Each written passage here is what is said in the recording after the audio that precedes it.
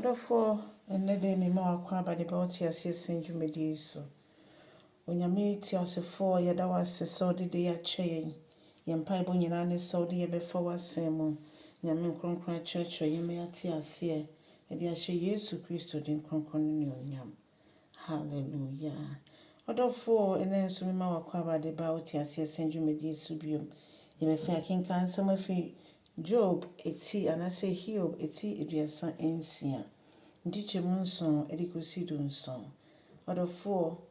Onyankopon enyi nani emfiri obi a wabre ne ho ase ama no nia ondi mfomso. Onyankopon epagya no ede ne sibia Krɔn na afei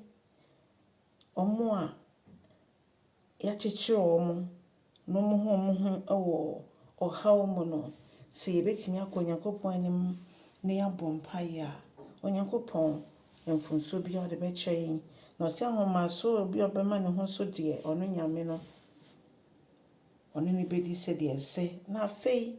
waka kyen se yenhwe yie na yendi Onyankopon asem so bia obe dane na chiama Onyankopon asem no Onyankopon ebegina ebuna aten na se yetie Onyankopon ne yedi na hyede so a oso obehira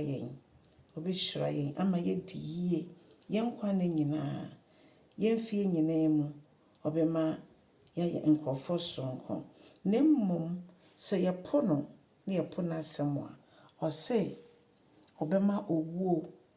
etwa nipa otesa na omomu nso Ewurade no ahantan ashomma homa so ashomma na Onyankopon ebetwe omaso na efise omo adane omochi emra omo ho ase ensungu nyame so mfom bone mpo enche omo afia sei sankrofo no ombewu ewo mo baba woni mo mrenti ebre mu ensem ye fi Job he die ano oden ano ohye ni nyane se etwa se yedwane ba Kristo nchen efise obi bia obepo Kristo no sa na wiye ebeye no na okase obi biara odi na brabo ebeye basabasa enema basabasa na ondane ne ho emfiri ho obro nyame ansem eba na boderu no Onyankopon ebebu na aten eno nti nia obetie nyame ansem na ono no odi betu anamo no na Bible ka se Onyankopon begina fi atoye nchemmo na woyine fi ahohiahia mu na obeto ne pono na obema ne nuane papa a ese obi oyo odehye na woyine fi enchichire biare mu na afei ode nipa ahye na fonoma odofo woyine di adanse ese so bi de ne homa Kristo Yesu a na sa nipa no ofa hodie na sa nipa no owoje na sa nipa no owa hotoso eno nti etwa se ye kanfo mama na se me kanfo ma wo se wonfa Yesu Kristo so Ewurade na okra agenkwa bomode aye ebi ahoden ana sika ana ahofa bi na ode ho atoso sane ma ne nyine betwem akọ behwepo na obidia so echen wodie but ebetwem akọ ne entwem nkọ a Bible aka ho asem eno ne nyame asem odofo nyame asem no wote ase sen nyame asem na anamon be na wodi tu nyame asem no so